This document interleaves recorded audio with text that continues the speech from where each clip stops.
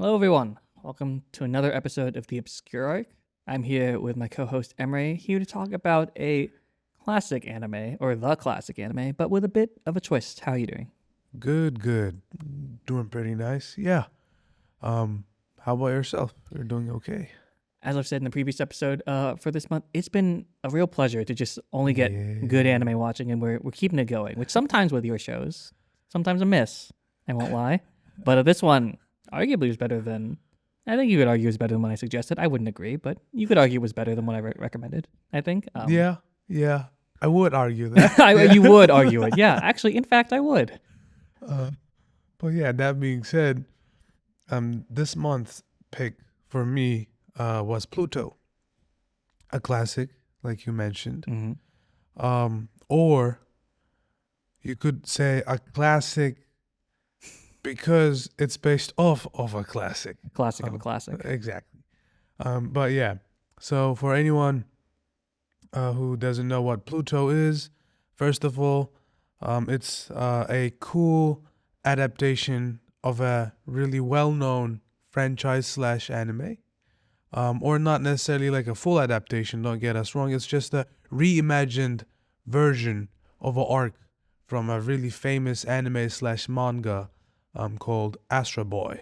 And if you don't know what AstroBoy is, Check your Well- privilege. No, I'm just kidding. low key check your privilege. Low key check your privilege. But also, I mean, it's like one of the first, if not the first anime. You've heard me talk about Astro Boy and Sazai-san as the first post-war, or first anime, but also because it's post-war, Like, post-war anime. There's literally an award in the name of the author. Yeah, Osamu Tezuka, the guy. Please, the Yes. Tezuka Awards, please. But that being said, my English left. Let's do a quick breakdown of studios and producers and all that stuff. So, studio, it's gonna be Studio M2. And am I seeing this right that they started on fall? No, they did this on fall 2023. Yeah, Okay. it's a relatively new show, despite the source material. Yeah, so it's gonna be the second time, funnily enough, that I've recommended a show that's been more than a decade after the source's release. The anime has been made. Specifically produced by produced by Netflix, and That it was is true, released yeah. on Netflix. But so Studio M2, they released this on fall 2023 season, and some other shows they did is Inehei Gate Season 2, Usosumi Zakura Garo. Yeah, I saw That's that a one, and I was like, "That's mouthful. rough." Yeah, Studio M2's not done a ton. I won't lie. Yeah. This also, from what I've read, I don't know for certain, it took like 8 years or nearly a decade to make Pluto. Understandably, because this is just Well, a yeah, show with a lot of pressure on it. A lot of pressure, a lot of big names Yes. attached to it. The biggest name you could argue attached to it, Exactly. like literally like the biggest name, and then like top 5 biggest names. And they have to stick to a quality, and they're, from what we know, a relatively small scaled studio, so they have to spend much more time on it to make sure Yeah, it's I'm good. pretty positive they're small, but at the very least they're new. So that's really Exactly. all that matters. So maybe they have the passion Mm-hmm. or willing to live still, because a lot of big studio people kind of start suffering after a few decades here and there. Sometimes it's just a few years. Especially few with the months. treatment they get. Yeah. But anyways, going on and leaving black companies alone. Production, it's a collab between Genko, Tezuka Productions, Netflix, and NetEase. Mm-hmm. And like we mentioned before, it's based on a manga, its own manga, Yeah. but the manga is reimagined. So, manga has 8 volumes. It's by Naoki. I want to read his Yeah. name right. Urasawa, and his reimagined version of Osamu Tezuka's Astro Boy. And yeah, apparently Urasawa also got some help from Takashi Nagasaki. Mm-hmm. I think he's helped him on a couple of his works. So he is, his helping hand in emergencies during the production of this manga. It's a very common thing to see like a secondary writer type role, or like sometimes composers will have secondary composers of like a. Well, we saw that a lot in like Dragon Ball or like One Piece. It happens all the time where you get someone who's like, you're the creator, but you have someone that you trust a ton. You have to trust this person a ton to work with you on a couple of other projects. So, but yeah, this manga was aired first in 2003 and continued till 2009. And then in 2023, literally 14 years later, we had the anime adaptation to its source. And boy, is it fun. Yeah.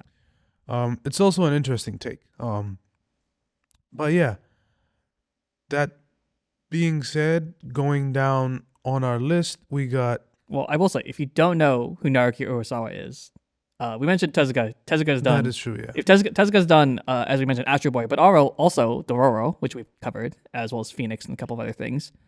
Phoenix, Princess Knight, those are maybe the two others to mention. But if you don't know Urasawa, he's done Monster, 20th Century Boys, Happy, and Asadora. These are all very important things to mention, especially Monster. Urasawa is one of the like highest selling authors of all time, like not mangaka, authors, like in the top 100. And we did mention that like we wanted to do Monster at some point in our podcast. There's a solid chance it's this year. We kind of have to see where we are at some point. Like stuff he does is literally really Bong influential. Joon-ho, the creator of Parasite, an Oscar-winning film, called him the greatest storyteller of all time. Exactly. So people think that anime and manga is just a joke, but when people go like, "Oh, it's legitimate form media," and yes, some of the greatest stories have been told as anime and manga. So just so you know, this is a legendary storyteller, an impactful person. Osamu Tezuka's story being reimagined, or an arc of it reimagined by a legendary author and someone who's super impactful on anime and manga and authoring culture in its sense, creating Pluto. I will give one small caveat, is that Tezuka was dead when this was made. That is true. So I'm sure there is... Also, it's easier to make something like Pluto when the main executive producer would be dead. You have to deal with the estate and productions and blah, blah, all that stuff. Sure. But it's a lot easier when you don't have to worry about that. What I was getting at was the original source of the idea is good, and then this is good. They're both really talented authors and really impactful names in the industry. Going on, even though Tezuka was dead back when this happened, he obviously left us with a bunch of influential work. So a few of his work, if you don't know, come on, please know. Astro Boy, like we mentioned, Princess Knight, Phoenix, Dororo, the best anime out there. Music made by Yugo Kanno. They did music like Psycho-Pass for animes like Psycho-Pass, which I like. Yeah, I love Psycho-Pass. Star Wars Vision, Livius and Neo, which is an interesting game, nonetheless. Anyways, most importantly, though, he did music for JoJo's Bizarre Adventure. JoJo fans. You get a +1 point with this one. I mean, Yugo Kanno is an incredibly talented composer. I would say his work is always very good. I feel like almost in a lot of his works, his music is secondary. Like it's an active choice that people make. But it's very good. No, it is. And over here, like there's really specific moments it, comes in play and then stays at the background too. But going on, our sound director is going to be Masafumi Mima. Attack on Titan, My Hero Academia, Full Metal Alchemist, the original one, which I like more. If we speak, we're in big trouble. Hey. If we speak, we're in big trouble. Perfect Blue, Hajime no Ippo, which Jared knows. Yeah, I love that. Chihaya Furu, Initial D, which is also another really influential anime out there, and another favorite of mine, Kuroko no Basket, Yeah, I saw that on the list, and I was like, I should probably add it, even though I don't want to. Yeah. I just made it. I was like, yeah, this guy's done a ton of work. That's all you. Ton of work, ton of influential work. That's all you need to know. Yeah. But director Toshi Kawaguchi, he did another directing work, Hinotori Kizuna Hen. And other than that, he mostly did key animating and animation directing, which he did those for pretty big shows. Time, very big things too. Evangelion, Princess Mononoke, Akira, Kiki's Delivery Service, Kids on the Slope, and our favorite movie with Jared that we watched last season, Angel's Egg. I wrote specifically on the document, and even Angel's Egg. Wow, incredible. Yeah. Not saying anything about him. like we always mention, where you can watch is, for this one, it's going to be Netflix or any other official platforms you can find. But yeah, that being said, we kind of did anyways, but jump into the description. So Pluto is a sci-fi mystery anime and a darker reimagined version of the classic Astro Boy we have by Osamu Tezuka. And this version of the story follows our detective, Gezi, who's a Europol detective, to be more specific, and him trying to uncover this mystery around a robot serial killer, or a serial killer of robots would be more logical. He kills more than just robots. Yeah. But yes, of robot related, robot adjacent serial killer. And then, since this is a reimagined version, it's much more darker, and sci-fi in some elements, dark sci-fi kind of in some elements, than original Astro Boy, and has a lot of mystery crime kind of thing going for it. It's very mystery. How much mystery have we got? I guess we've done. Also, you could argue this is like a crime, not just mystery type of show. Crime mystery. Yeah, exactly. More almost like. It's very psychopath. Exactly. Yeah. It's very psychopath. We've not watched a ton of just like mystery. Link Click is kind of mystery, but it also leans on crime mystery as well. I definitely feel like we should watch more mystery at some point. That's just more raw. I almost want to watch just like there's an idea in my head of us potentially just watching shows that we've seen before just to talk about them again. Like one that comes to my mind is like Hyoka, but then I'm like, I've seen Hyoka enough. But like there's other shows that come to mind where I'm like, man, that'd be great to just talk about per se, Yeah, I think the most mystery thing we've seen is maybe Psychopaths, maybe Bacano at the very beginning. Bacano's pretty mystery, yeah, you're right. But like other than that, yeah, we didn't have a lot. But it's with the mystery genre itself is always a little loaded, with like it's a mystery plus something else. So I always enjoy raw mystery type things. That is true. But yeah, that's like your general setting. Sci-fi world, advanced technology, humans and robots, dark, mystified, but nonetheless an interesting, intriguing world. A world that certainly makes you think certain things, especially within these times we live in. That being said, yeah, I'm kind of curious. Like when we talked before, outside of the podcast, like you certainly mentioned like you enjoyed this one, and it was actually a really pleasant, ride, I guess. But like, what's your initial thoughts? I mean, so like there are writers that I know exist that are better than me.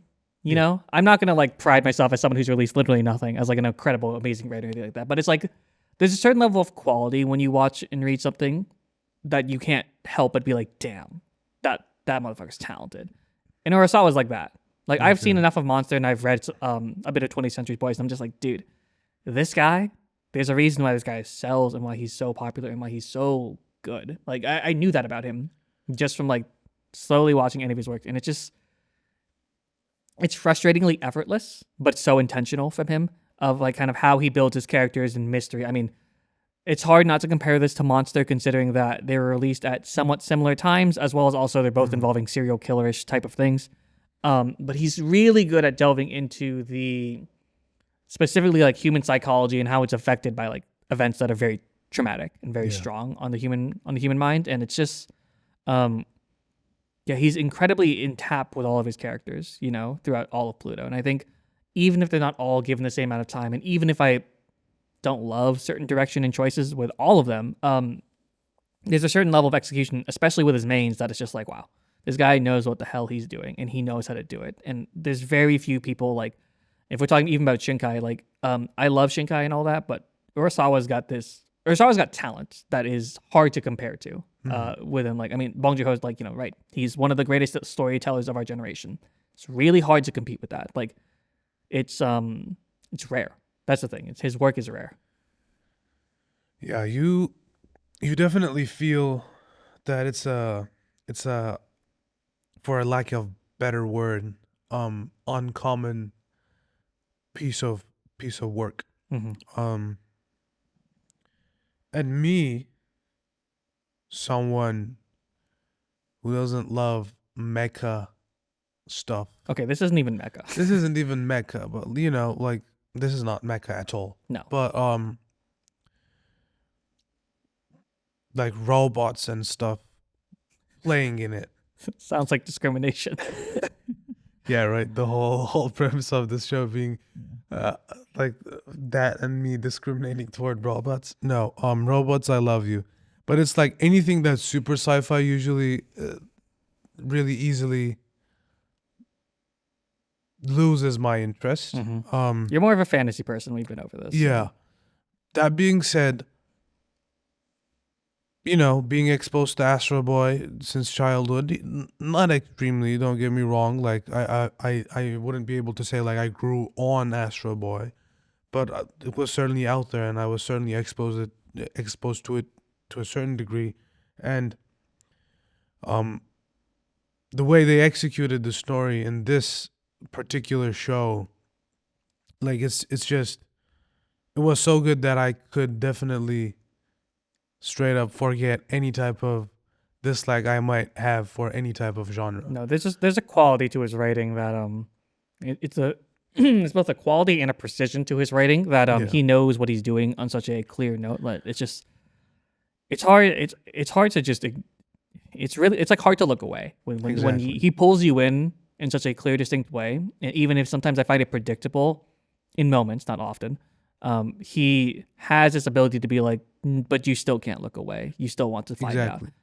We'd be remiss to not talk and spend quite a bit of time, not too much time, but a decent bit of time talking about Astro Boy specifically, because this is literally what it's based on. Yeah.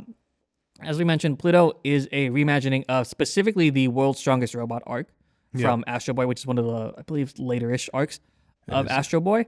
But again, as I've talked about a ton, specifically related to Astro Boy and things like Sazae-san, is that Astro Boy is not just one of the first anime, it's a post-war anime. It's not about specifically war, but it is about the peace after war. And Pluto kind of goes like, well, what's the other side of the coin? What is the peace that we're trying to hide from with war? And it's a lot about war.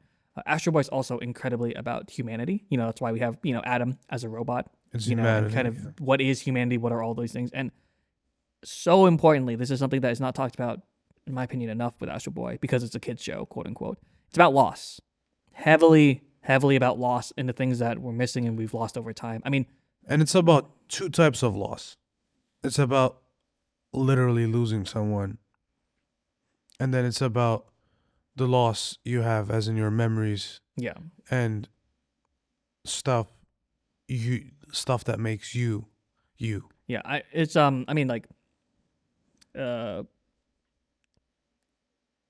Adam is literally just Tenma's son recreated, and it's his coping and all of that, and kind of the, dealing with it. I will say, in the background of Astro Boy, it's also heavily Japan, and also a lot about, like, I don't want to say colonialism, because that might rub certain people the wrong way, but invasion, discomfort, not feeling at home per se. That's a lot of what it is about, of kind of not, there being conflict at home. That is definitely a large part of Astro Boy. Now Pluto does it very differently, but the thing that I respect the mostest about this show is how it ensures all of these themes are present in a new way and are vital to the story.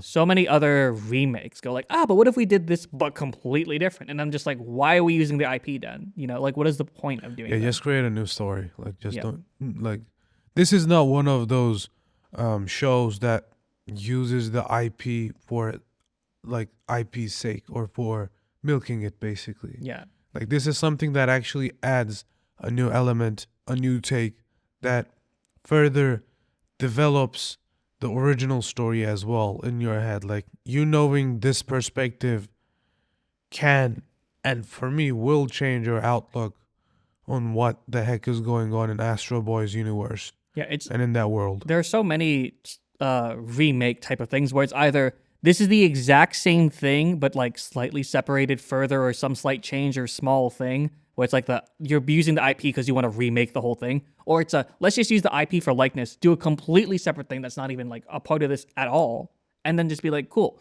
Like this is so clearly connected to Astro Boy, but definitely not Astro Boy, which I value a ton because it's like, that's the thing that makes you truly intrigued when it comes to like reimagining and remakes that are like different and actually pushing what the actual story is about. Like, and actually fulfilling reimagining. You know what the word means? Yeah. It's a huge. Another thing to talk about with Pluto specifically, kind of jumping off some format stuff, is that this is an anime short series, like what we might consider a limited series. Thinking of like, you know, I would argue this is because Netflix is the producer and probably had some interesting demands related to it. Probably. Most likely. But because it's the structure is nowhere near a traditional anime. Like, I mean, the idea was that there's 8 volumes in Pluto, 1 volume per episode. I get it, but this is very not common to do. Yeah. Not it's not necessarily a bad thing. I think it works out more or less, but I'm sure it's stressful to meet these runtimes and kind of stick with it and not have the ability to cut at an episode point or do all that, which is more traditional in the anime space. There's a certain freedom to it, but also it can be very difficult, as well as also just like we don't see these a ton, and also because I think it's also just not a sustainable practice. Like it's really hard to do short series. Like if to get to my slightly film side and not my anime side of things, I kind of like I love short series as a creative standpoint, but I also despise them from a production standpoint because if you thought I disliked Chainsaw Man the movie, I despise Stranger Things more solely because Stranger Things had a budget of $450 million. And I'm just like, do we really need that? Do we really need to be basically making like 3 budgets worth of like feature films type of things just for a TV show? I mean, obviously this show did not get anything like that, but I think the short series format has problems and it needs to be used intentionally. So was shocked when I found Pluto was like this and not like a 24 episode show, which it very clearly could have been. Like, duration wise, it is. So yeah, it's just like it also definitely could have been paced that way. There's definitely moments where you're like, oh, it could have ended, which I think is just a relic, not relic, more like a kind of part of how anime productions are. You definitely feel at least once, if not twice, every episode that you'll be like, okay, if this was 3 episodes, because like on average your anime is like 20 minutes, or let's say it's 20 minutes, and every episode of Pluto is like on average 1 hour, so it's like 3 hours and 3 episodes in one go. So there's at least one moment, if not 2, each episode where you're like, okay, if this was episode 1, they would have cut it over here, and if this was episode 2, they would have cut it over here and stuff like that. Like you feel that every now and then. Yeah, I mean that's also because like sure it's 8 volumes, but that volume is split up into certain chapters, and manga and anime have a closer relationship than the short series. Not saying that they shouldn't have experimented and tried it. I just, from what I'm aware of with this production, it was a struggle, and I'm not going to say certain companies involved might have been an issue, but just saying that. And don't get us wrong, they made it work somehow. Yes, it worked. It worked and it's great. Works, and I think as a short series, it works. But I'm just saying it seems like a large stressor on productions where I'm like, I don't think production should be doing this unless they are really ready and really choosing to do it. Which I'm sure Pluto was a good choice for it. Like it feels like it was a good choice, all things considered. Like I think as a drama, this definitely leans towards dramas for a short series to keep your attention for an hour. But at the same time, like God forbid a short series is like a romance anime. Like I don't think that would work at all. But yeah, it's a really weird choice that I think ultimately works out, but it came with a lot of struggles, at least from the production side of things. Yeah, for sure. Well, and it's not even.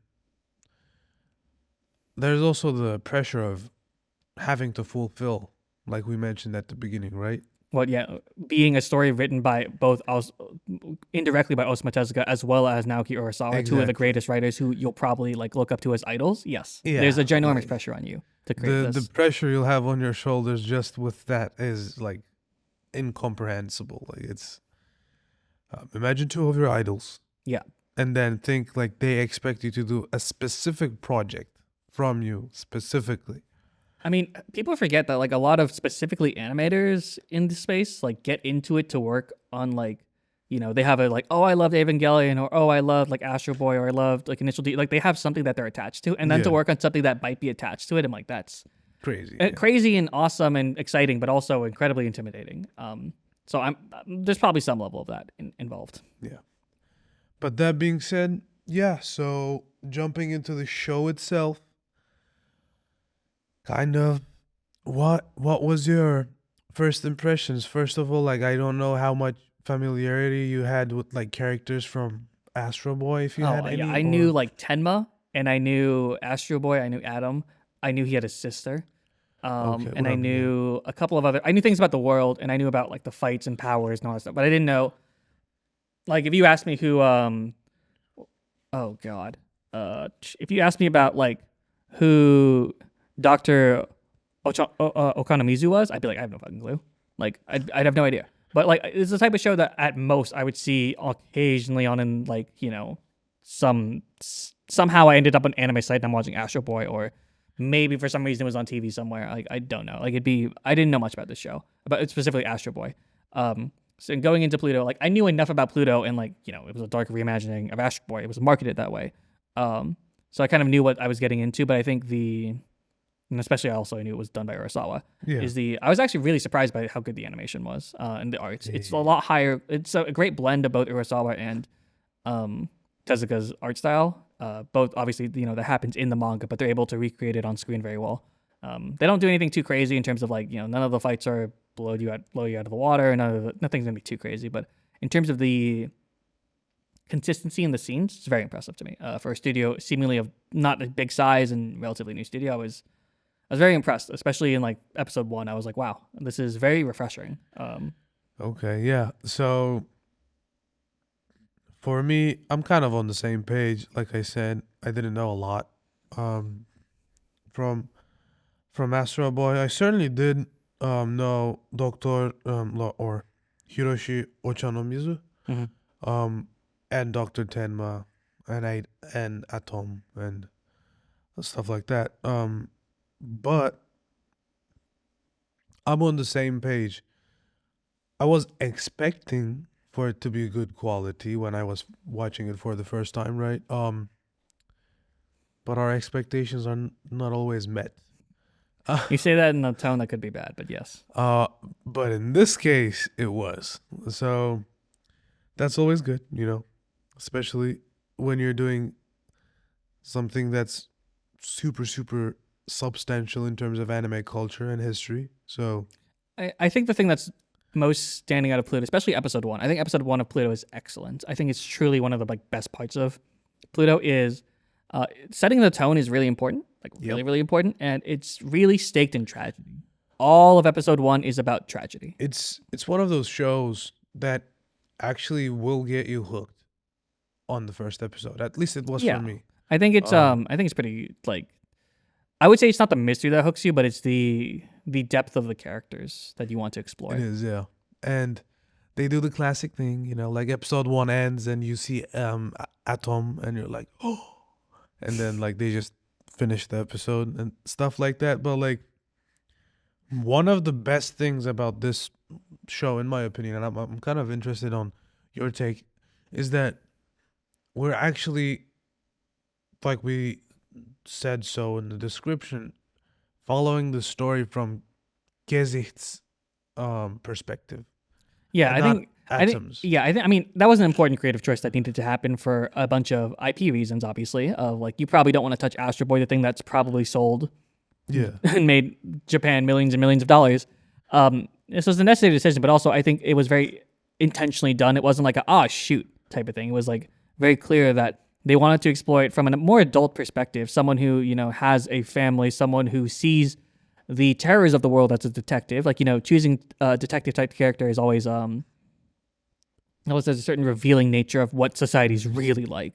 But it's done very well. I think as opposed to doing like crazy cop car chases or any crazy action in the first episode, it's not about that. It's about like, here's like a hit and run, but not like a hit and run in terms of like you hit a car, you hit a robot. Or it's like, here is like Mont Blanc, which to be fair was a very big and tragic thing, but like you don't see Mont Blanc's death, you just see, like, you kind of see it at the intro, but you see more so what he left behind and kind of how as a detective, your job isn't to be at the action, stop it and fight, like, sure, as great as those are sometimes in some shows, it's about picking up the pieces and trying to make best with what you can. I think that's what Gasex's like best quality is. I think that is something that he's very good at, is understanding that he's not often slotted as Adam or Astro Boy who's going off to fight and do the crazy big thing. I mean, sometimes he is, but like his goal is to put the pieces together and keep the lives of robot or human moving along. And I think that's stick to the mission. Yes, a lot of sticking to the mission. It's an incredibly tense show because of that. Because they show it pretty early on that despite being a robot, Gesek is like not perfect. Like, he's incredibly capable, but he's not perfect, and no one is perfect in this world, despite technology advancing to such a far off point. Tragedy is inevitable. Like we see in like Psycho-Pass, the difference between Psycho-Pass and this is like Psycho-Pass crimes are like an anomaly, rare, disruptive. Whereas this is like, no, despite all of our advances in technology, we as a society are still so separated from each other and so willing to cause conflict. Like there's still fights, there's still wars. It's not just small conflicts in like, they're based in Switzerland primarily, but they travel all across the world. It's not just in your country, it's international conflicts that are constantly happening. There's literally a giant war that just ended a few years ago called like 39th Central Asian War or something. And it's like stuff like that, which is another thing that's really like effective and inspiring in a sense in this anime. Like it incorporates a whole world. It's not just one place, one city, one environment. It's like you go to like Switzerland, to like Netherlands, Japan, Japan, Netherlands, Persia, Germany, Persia, Turkey, United States of Thracia, Greece, for reasons that we have to call it that. Yeah, exactly. Greece, Turkey, like it's all over the world. You said Turkey twice there. And Greece twice there because I just wanted those two. You just wanted to make sure we knew. Yeah, exactly. But which I will mention that detail that I like about that duo. But that being said, you're all over the place. And you're shown, like, I also like, usually in a lot of animes, like you go to a different country and it's like the hair color changes. It's like different filter. Yeah. I'm like, nice. Over here, like when you look at backgrounds and like cities, like the design and the structure, architecture, the architecture is super distinct. Really changes. The facial structures of like people from those countries changes. Like that stuff, I was like, okay. I will say one thing. This is a small pet peeve that I would rarely say, but with this show, you are just kind of teleporting everywhere sometimes. Like, not that these aren't distinct like places, but sometimes you are in Switzerland and the next scene is the Netherlands, and I had no idea that we swapped, and it's not until like the camera turns to a certain, like you'll be like on a close-up of Gesek, and it's just like, oh, cool. Oh, what? He's in a different location? That sometimes happens. Where I'm just kind of like, he's at Japan? Yeah, that happens enough where I'm just like, well, how is he? Oh, we're in Japan now. Okay, that just happens enough where it was like, it wasn't a big issue, but I was definitely like confused sometimes. Where I was just kind of like, I don't need a plane landing, like going off and landing every single time. I just need it occasionally or some indication that he is not staying in the location he's currently at. Again, a random small pet peeve. Yeah, no, I hear you, and I felt it too. Yeah, I don't know if I felt it as much as you did, but like in certain scenes, I was like, whoa, like did he just swap countries like that? Like, okay, like when did he travel? But yeah, still with that, I really enjoyed the way they did it. And also, this is not a show that shies away from touching topics that they want to touch. Yeah, we've been dancing around not getting into very just like deeper parts of the show because kind of once you stick your foot into it, you kind of get sucked into the mud of all of it. Yeah. I don't know. Where do you want to start with this? Because I have a couple ideas, but Yeah. Well, you're the one who's watching it for the first time, so if you want to kick off that, I'm more than I mean, welcome to. the most prevalent thing is, as I mentioned about tragedy. This is something that's mentioned a lot more later on, but also kind of throughout this show is the cycle of hatred, and especially related to war and all these things. Do I specifically like the cycle of hatred verbatim being used in stories? I would say I don't prefer it. I don't dislike it, but I don't prefer it. But I will say it being a consistent thematic point and it being shown enough in the series of kind of like, there's a cruelty in this world that constantly is shown, whether it's often humans hate on robots, but as well as also society's cruelty to people's day-to-day life. Like technology did not solve people's problems in this sci-fi world. That's often a question we ask ourselves when we see sci-fi. It did not solve problems. It's very difficult for a lot of people to not necessarily live their life, but be themselves per se, because there's certain restrictions placed on them. Even if we don't necessarily like the characters, we still understand that's like, oh, yeah, we are. The more we have advanced, the more burdens we've kind of put upon ourselves to be able to do everything, you know, and kind of it's also fragmented society a lot. Like even though society's closer than ever in terms of like being able to travel and all this, it's fragmented society into people who approve of robots, people who work in this sector, or people who work in government. Like it's very clear that like this is a, you know, not dystopian world. It's definitely not dystopian, but it's a very different society than what we currently live in, which I think is, you know, as from AstroBoy, very reflective of Japan at the time, where it's like the world, like Japan, in order to succeed, had to fragment itself into so many different things that could kind of scurry and make success in other, as many, reach its, you know, as many markets as possible to be successful. And I feel like that's very felt in Pluto, because people come from so many different walks of life and do so many different things.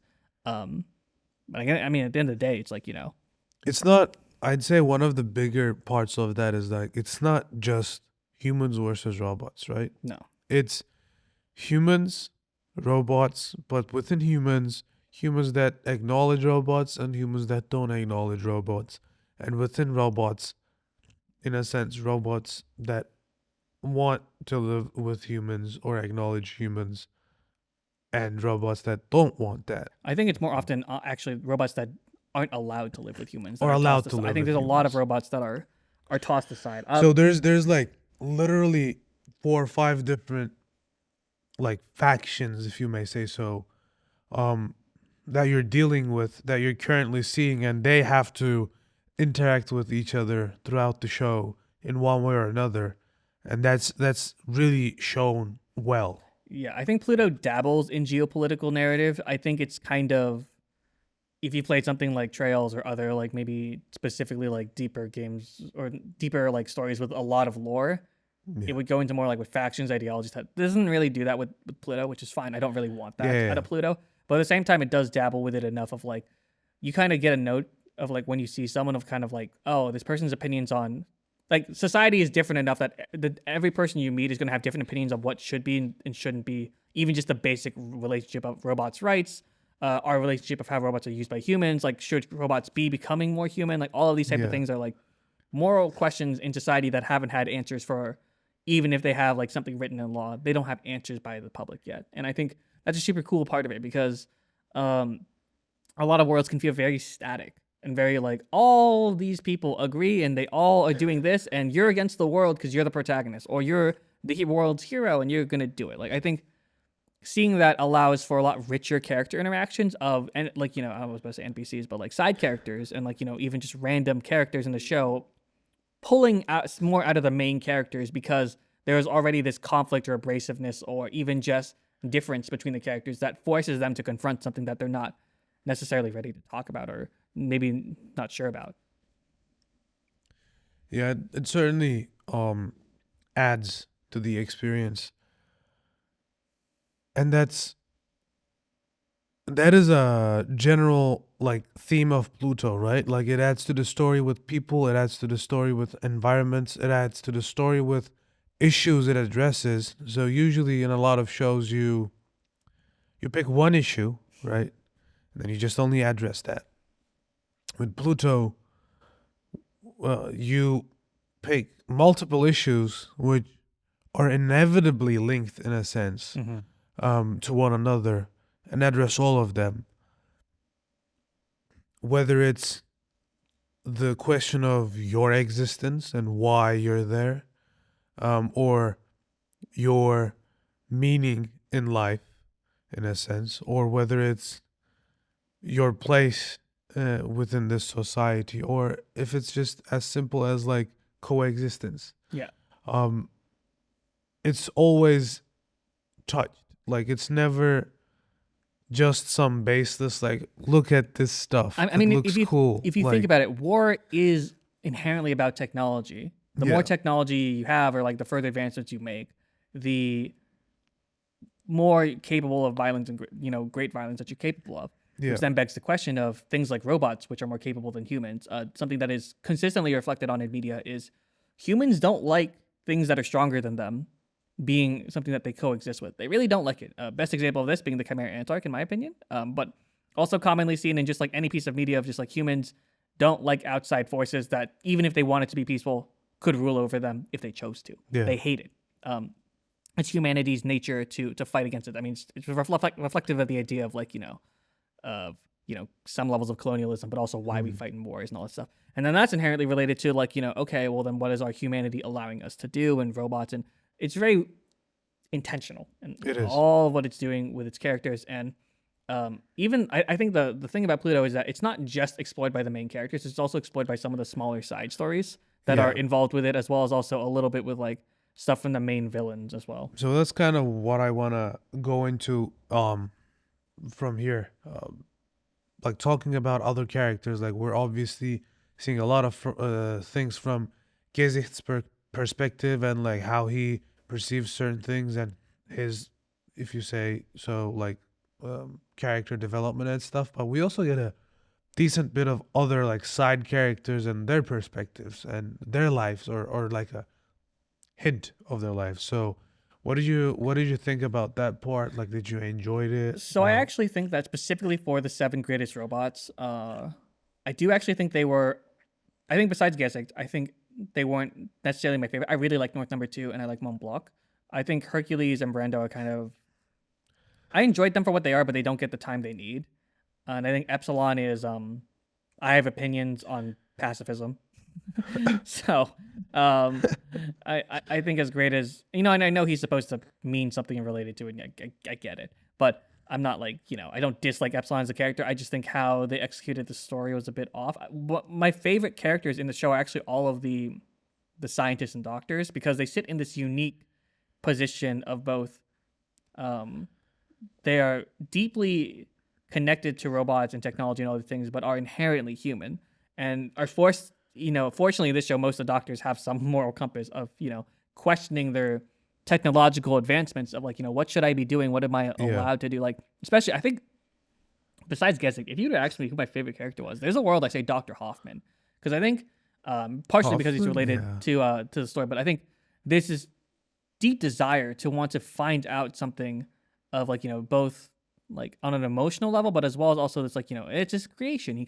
Creation, quote unquote. Like he cares about it. He wants to understand it. But at the same time, it's a scientific curiosity, but at the same time, it's this human need of being like something that is not understood, but so essential to you feels wrong, right? Like something like memories, like, a big thing with this whole show is memories. And I think a lot of the characters, I think how thematically consistent all the characters are, having usually something related to like tragedy, memories, and all that. One of my favorite quotes about the show that they kind of flip twice, or it's like kind of a quote, is like with robots, they can never delete their memories. I think this is actually from Hercules, where he's like, I can no longer hurt my enemies as bad as I used to in fights because I have the memories of what happened in the war.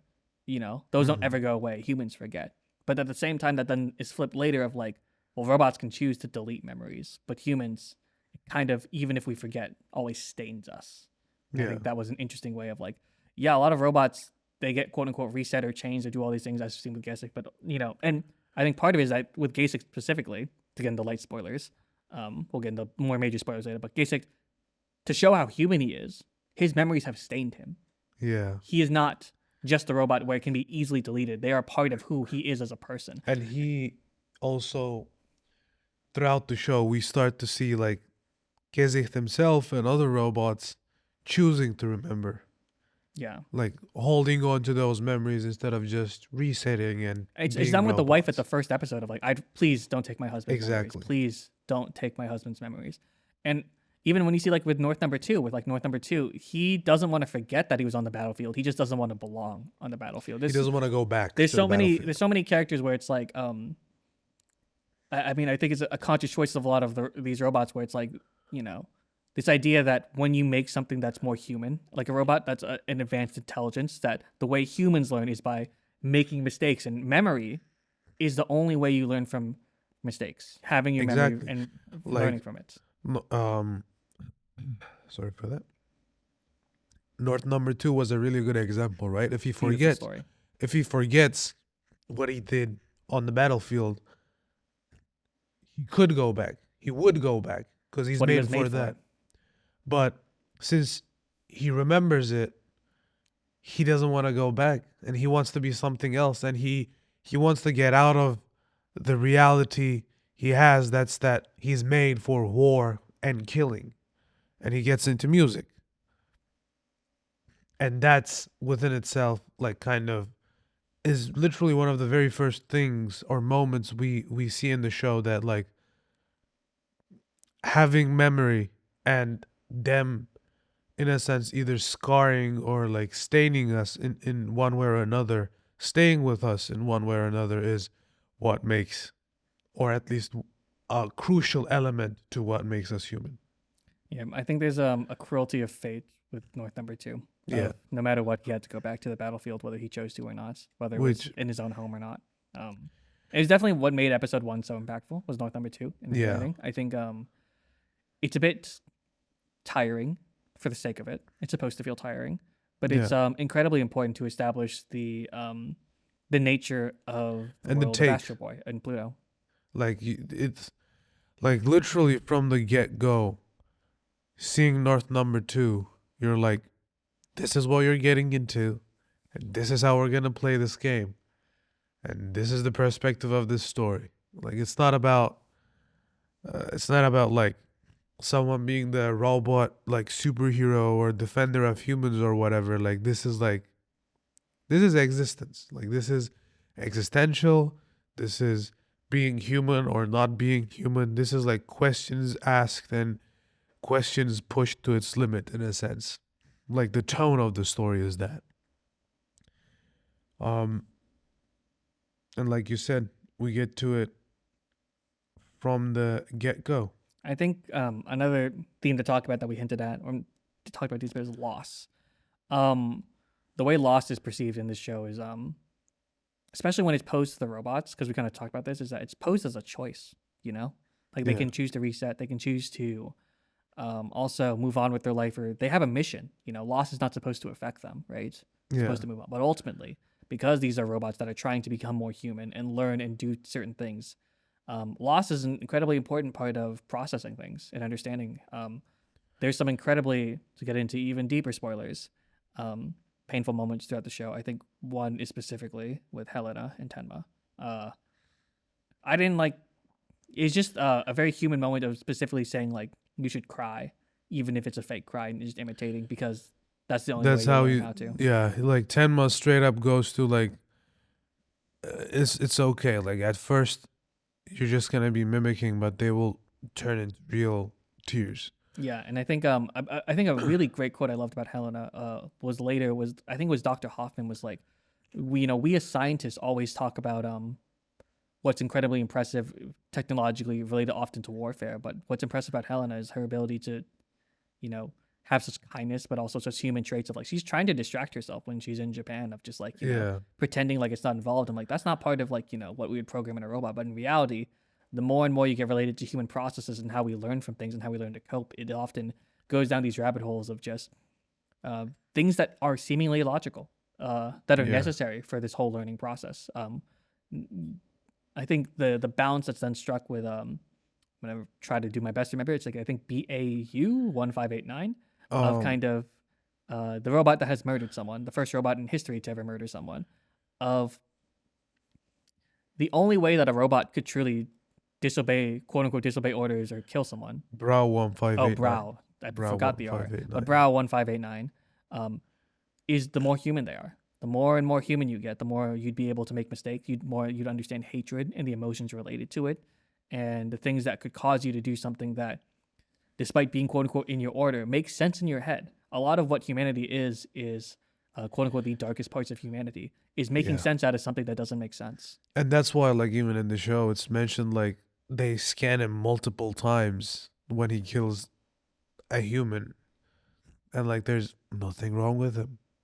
I mean, the humans in the show do some despicable shit. Understandably, because, I mean, the way that the humans are framed to see them in the show is some humans see them as other people, citizens, you know. Like that. And other people still see them as tools. And that's, you know, there's a spectrum with that. And I think specifically when people talk about Adolf's brother, it's a certain reality of how some people view and the differences they have. Who Adolf is a hard, like, anti-robot person. I wonder why he's named that. As well as also then, you know, as you can imagine, as you can imagine, but then like his wife literally goes up to him and goes like, "Your brother, I'm sorry you lost your brother. Your brother was a piece of shit. Like he deserved punishment. Whether it was that punishment, I don't know, but he deserved punishment." No, like she straight up says like he deserved to die and he's dead. Like it's like he's like maybe not in the way it was, but it was just like it needed to happen because he was doing horrible and terrible things to what like you might not see as people. But she literally goes to this dude and says like, "Hey, I'm disgusted by the things like he did." She literally says this. I mean, multiple people tell him this, which is like constantly reinforced of like, I don't really care that he's your brother or whatnot. He was a monster. Which then always they love using the term monster in the show, and I'm just like, no way! It's the thing that you also wrote, Urasawa. You also wrote the show Monster, but a lot of it is about like, you know, questioning humanity, right? And you know, the line that is drawn between like, you know, even the simple house robots that are like simply doing like small improvements in their life of like, you know, caring about their husband, like at the start of the show, as well as also there's a couple of other robots that are just like very pleasant and show more humanity than some of the humans that are like, you know, specifically causing war. And then, you know, there's constantly the argument of, well, is that humanity we're talking about, or is it humanity itself to be making mistakes and doing terrible things? Because sometimes when we say humanity, we mean good, and sometimes when we say humanity, we mean bad. But it's very complicated.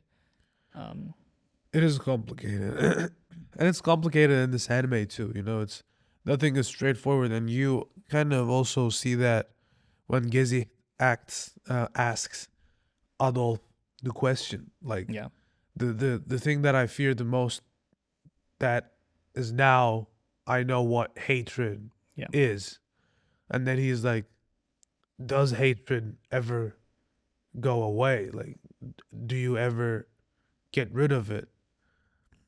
And that's like I feel like that's a really good question and fear Gezi has, that kind of, what do you say, like summarizes everything the show stands for and their mentality, you know? Like to get into like the hard spoiler section here, there is, I mean, Gezi is put through the ringer. He is tortured, truly. No one he gets to hold on to his life, but he's not allowed to experience those emotions fully. Not that he's incapable, but not that he's just not allowed to. He's a detective, and also he is he has his duty. Yeah, he is got things he cares about in his life. He has things he has to do. And because of his unique position, he's kind of hard stuck on this task. Like he is by others. I mean, he's told constantly, you should rest, but part of him knows, like, to think about it, he's like a robot that's quote unquote ignoring directive because of this higher sense of duty that is formed in their mind, is more or less like, you know, obviously I'm talking about it a bit too far back, but like to get into like who gets it as a character, it's like, I'm sure he started out like probably most robots, and probably honestly a lot of humans, is you listen to directions and orders and follows and things until you start to create and form your own ideas. Like one of my favorite small moments in the show is when he's like, I have a hunch. And the idea of a robot having a hunch of like not listening to evidence or data is interesting. It's like, this idea of how we actually learn and grow is not based off of consistent evidence and reinforcement, evidence and reinforcement, evidence and reinforcement. It's part of it, but there are feelings and kind of an essence to things that are inexplicable to someone who doesn't experience them. But when you have experienced them, you will then learn how to extrapolate based off of that experience that may not even be closely related to this, but then lead you to understand something else that is also just simply human. Yeah, and it's also, I don't know, it's a wild, like he probably started like every other robot, but then with the special Yeah, I seven, mean, he was starting designed seven, to be a like, bit yeah, more unique, but I'm sure like any robot, like, the whole point is like these are like learning models type of thing, right? yeah. But more so than that, like, since you mentioned it, it kind of ignited it in my head that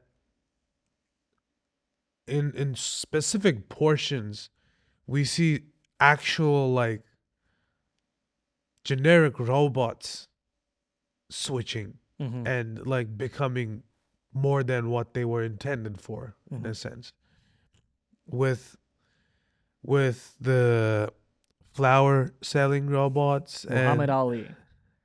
yep, um or Gezit's son, um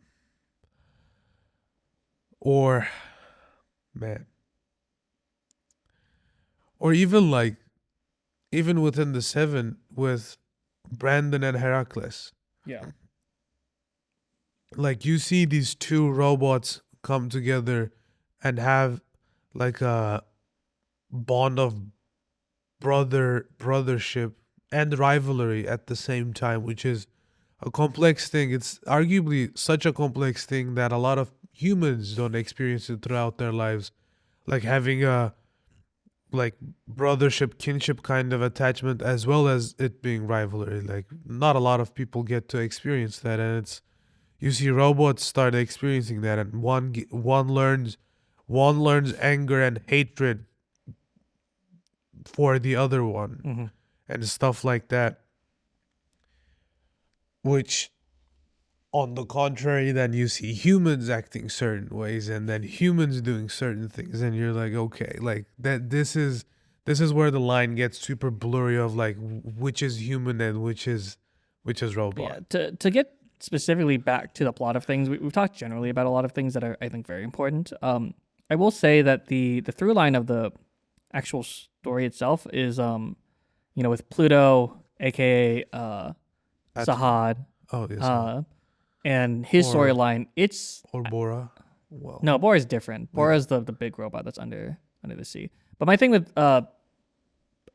Sahad and Pluto is I'm not the biggest fan of how the fights work out, because in my head I was like, wow, we are really killing ourselves one at a time. We're really going in there one by one and letting him pick us off. Yeah, that was weird. Like, you got seven.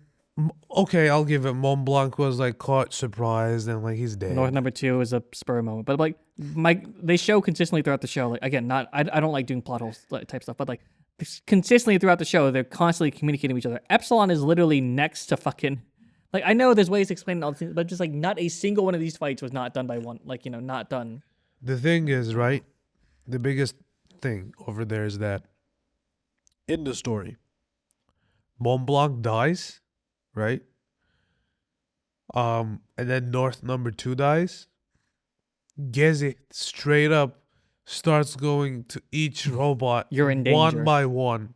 You're in danger. Cool. Anyways, And exactly, continues his life instead of banding them together and taking down this dude. yeah, it's I will say, like, I think the through line of Pluto itself is not the most interesting part of the story. I think what Pluto insinuates related to the larger themes of the show is interesting, but I would say, like, I think Sahad's story is fine. I think Sahad he's is like a cute, weak. but it's like, He's a weaker character in the Yeah. scheme of the whole story and like what he means. I know he's supposed to be kind of a tortured character from a terrible place and who's just trying to find love and affection from someone who was not giving it to him, and he wants to create a space that allows I feel like him he to was grow. I feel like the goal with him was definitely bigger than what it is in the anime. And Sure, yeah. I don't know. Look, like, I didn't see the manga either. I've been Um, told it's quite accurate, so I don't know for sure.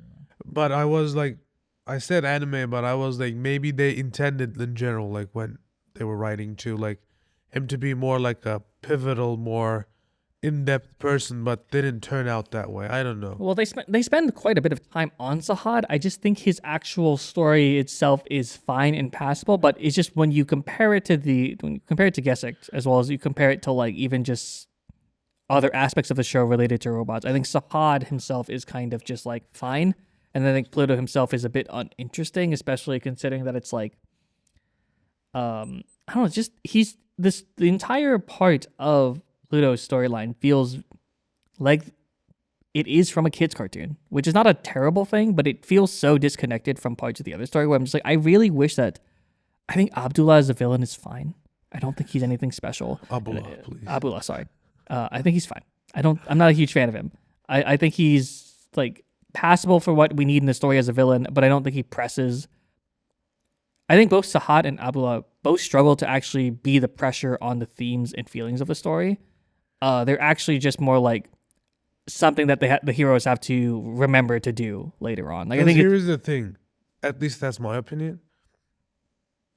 Neither of them feel like the main mastermind, or like not necessarily like a main mastermind, but they don't necessarily feel enough to fulfill that the being the main villain or whatever you say in this story. They always like jump back and forth, and they're always nice, but it's like in a sense lacking, which you are getting at. It's just like they're not the reason these characters get pushed, which I don't always need out of a villain, but it feels like the cruelty of the world is the first thing, right? And sure, like it's more like, oh, Pluto caused deaths, but it's not Pluto, it's like the death, right? Yeah. And so I'm always kind of like, this doesn't feel like it fully sits with the complexity of the story itself, with how simplistic these characters are as the villains. I think all of Persia and the WMDs is very on the nose for world events, as well as also I think these characters, while from an authentic place, don't feel like they have the finesse. It feels like they are serviceable at best, or not at best, but they're serviceable. And I just don't think that, and none of the reveals are crazy. Like Abdullah being Goji, I was like, I'm not shocked considering what I've seen. As well as also just like Sahad and who he is, I'm like, I'm not shocked. When Uran encountered you tell me the name again. Sahad under the bridge, were you like, oh, this is your dude? Like, did you had that intuition as well? Did I clock him as Pluto? Yeah. Probably after whatchamacallit, after he drew the flowers, I was like, this is a really powerful robot. I don't know who else it could be. Okay. That was my only thing. I wasn't like for sure. I didn't know until but you had that like smell of hint as well. Yeah. Okay, yeah, and that's I don't that's one of the very few things that I'm like you wanted to use Uran, right? But that's literally the only important / proper interactions she has almost throughout the whole thing. Yeah, she is a bit of the heroine screaming brother type of thing, But I'm like, was this A, the best way to use Uran, and B, the only way?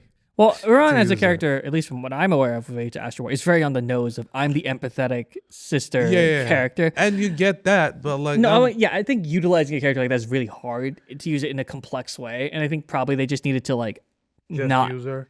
They just needed to either use her less or use her differently or make her a different entity, which again, always weird with these type of products of like how much... Like, I think something that is, no matter what needed to happen with this show, at the end of the show, because it's a reimagining of an arc and also it's AstroBoy, Adam needs to fight Pluto. That had to happen. That has to be the end of the arc. That has to happen. Doesn't matter what you say.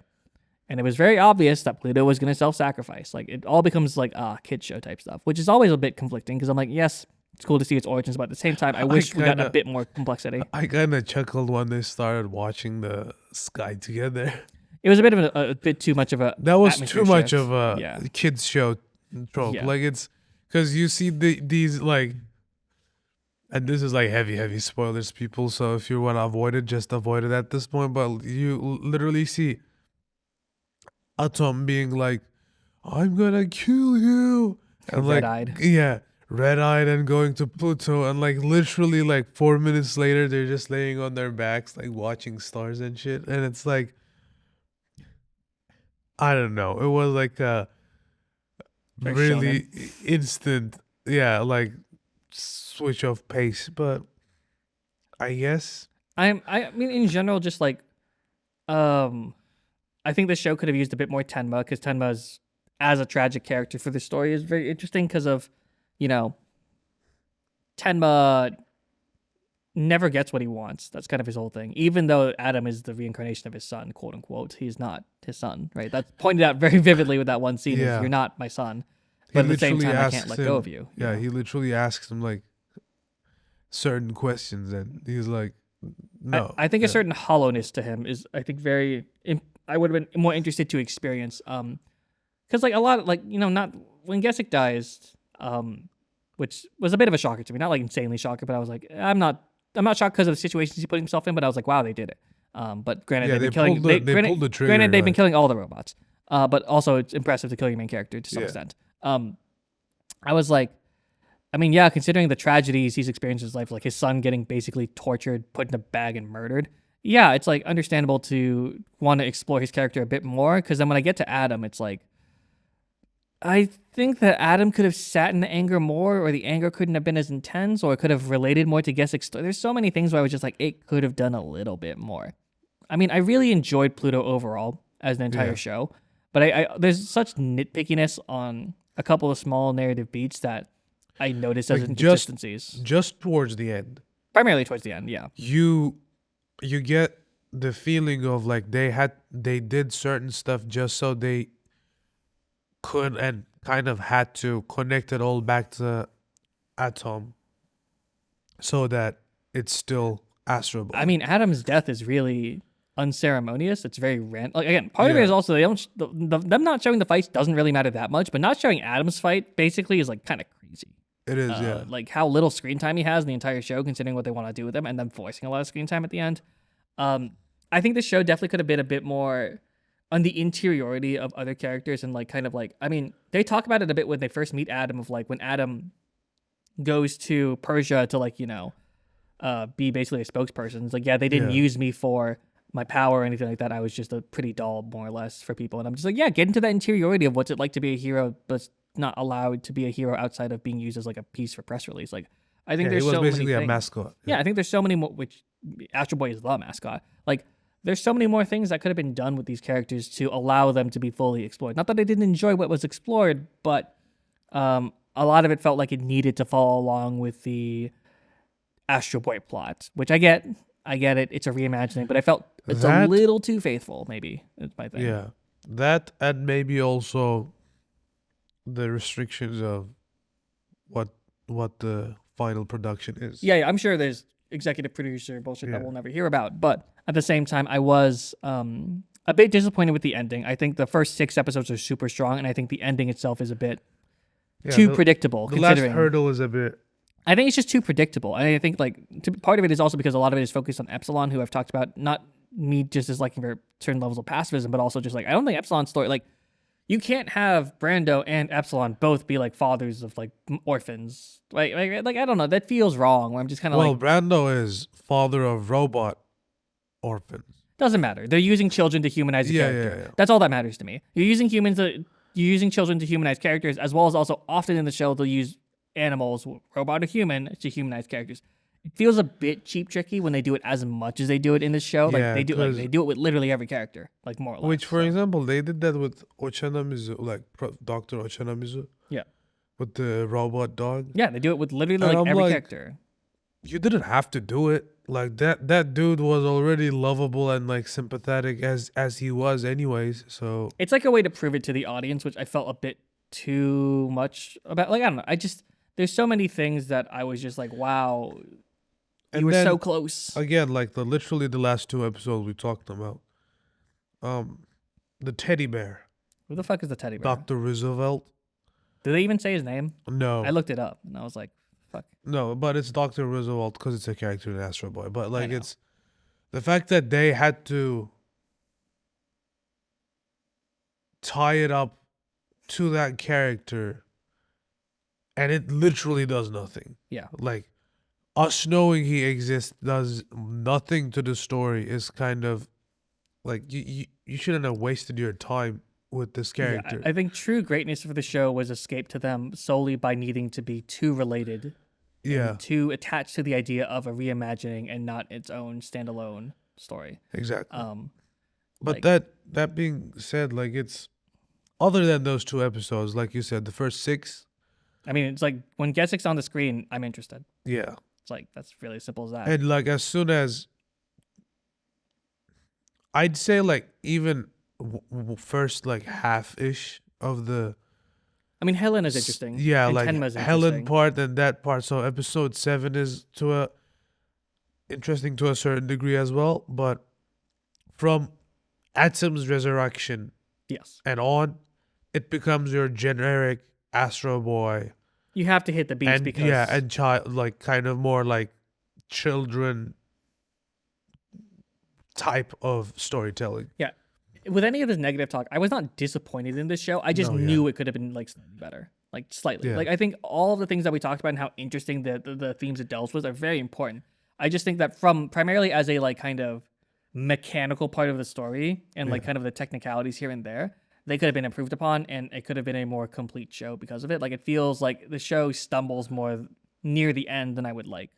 Yeah, a bit. Yeah, the last dash is a bit hard one, but I think even like building up with just even some of the time spent with Abula as well as also Sahad feel a bit stuttery because it's Yeah. kind of like forcing a shonen type villain into a show that is a murder mystery, Yeah. right? It doesn't feel like they're cooperating with each other, you know? yeah, there are static moments, Yeah. most definitely. But like, don't get us wrong either. Like, I enjoyed this show, and that's why I No, it's a very good show. recommended to Jared, and Jared explicitly mentioned he enjoyed the show as well. But these are just like specific details, mostly towards the end that we've acknowledged and realized, and like if it was done this way, it would be like plus 2 points or whatever. But that doesn't mean that the show is bad. Like this is a good show.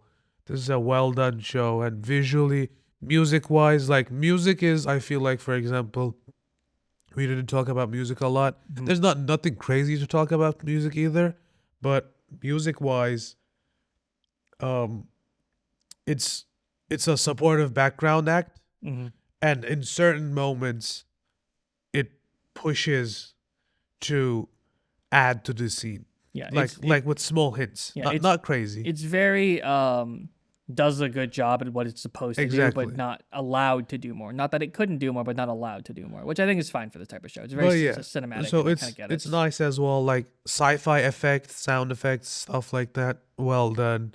Visuals are beautiful. Scenery changes country to country. I really like that part. Yeah, I like how vivid a lot of the colors are, but it's dark at the right times. Like, again, So like this is generally a nice show. yeah. It's just some stuff like we dig into details, so At the end of the we day, can talk about it. with the work by Urasawa, for most of his works that I've at least encountered, Yeah, there's a quality that you can't get anywhere else. that is true. Like, it's something that you can't really ignore, and it's something that it's very difficult to talk about other than, damn, this guy knows how to fucking write. Like, you don't want to spend forever talking about it because I could go into all the details in the minutia about it, but ultimately, as great as that is, there's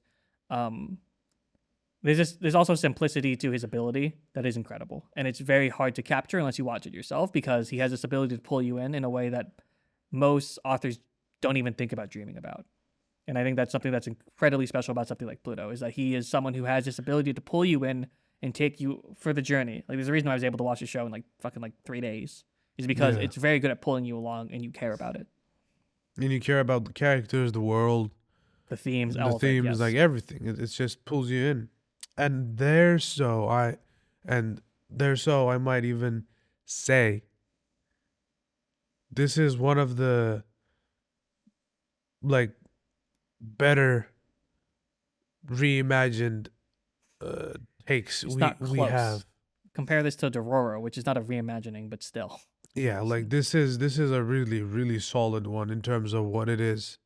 And I'd say overall it's a really successful achievement to what they wanted to do with Pluto. And they did. I in a hope sense. that one day IP laws are not as terrible as they are currently. That is true. And that at some points, this type of creative experimenting can be done without everyone pulling their lawyers out and yelling at each other. But within that world, this is like a pretty solid take on it. Yeah, I love it. I think to a point, I did mention, Jared, like, I would actually like to see another arc or character's perspective be done like this, which is not gonna happen. It's too much hassle. But like, it is a good. It's a good product that kind of shows you if a thing like this is done well, that's actually fun and interesting. The formula works. However, as of now, you do have to be Naoki Urasawa, which most authors are not. Yeah. So, but with the whole conversation we just had, I feel like we both would recommend Pluto. yeah, I would recommend it. I would say that it's good, but I would recommend highly. This is one of those shows I would say don't watch until you have a bit more anime under your belt if you're a newer anime fan. That is for sure. I think the history of Japan is very important to all of this, and I think the history of war in Japan and specifically AstroBoy. You don't need to watch AstroBoy to watch this. You don't need to have like deep lore about all of Japan's specific history, but I do think an appreciation to what exactly the specific struggles of the Japanese. So World War knowledge, a bit of a specifically World War II knowledge. From primarily the Japanese perspective, understanding it's a nation that got decastrated, and that Astro Boy inherently is a show about comfort, but also is never going to be fully comfortable. Yes. It's a show that has peace, that is peace because it's not war, that type of thing. And I think, I would kind of agree. It's just know Japan's perspective for World War II, post World War II, and then a little bit of, I'd say, even like global news. I mean, listen, you should just watch some mid shonens before this so you can understand the perspective of kind of like what anime looks like typically and what this is in reality in comparison to it. Because I think Pluto is a very stark step away from typical anime storytelling. Even just like, even though not all anime is shown in anime and all that type of stuff, like even just the other types of conventional storytelling, like it's a rare, very few mangaka and very few like anime creators attempt to go down the murder mystery rabbit hole, because it's real fucking hard. Also because when you have someone like Urasawa in the space, it's hard to do it like him. So you also will much more appreciate what's done if you have more anime knowledge. Yeah, I would like while regardless your name of understanding it, the appreciation will increase. Yeah, while your name was like very good entry point and can give you more, I think this is almost, I would not say required, but close to required for watching other things before getting into Pluto, just from my personal how you should experience perspective. Yeah, but I guess that's a wrap on us talking about Pluto and what we liked, what we didn't like. So we'll see you all again on our next episode where we talk about 100 meters or hyakemu, which was, since now we watched it, a movie we've both been intrigued by since it's released or announced. Created by Uota, the creator of Orb on the Movements of Earth, aka the anime that started this podcast. So we definitely wanted to get to it as it released somewhat recently and had some very interesting comments about it. So. Yeah, so see you later. Bye.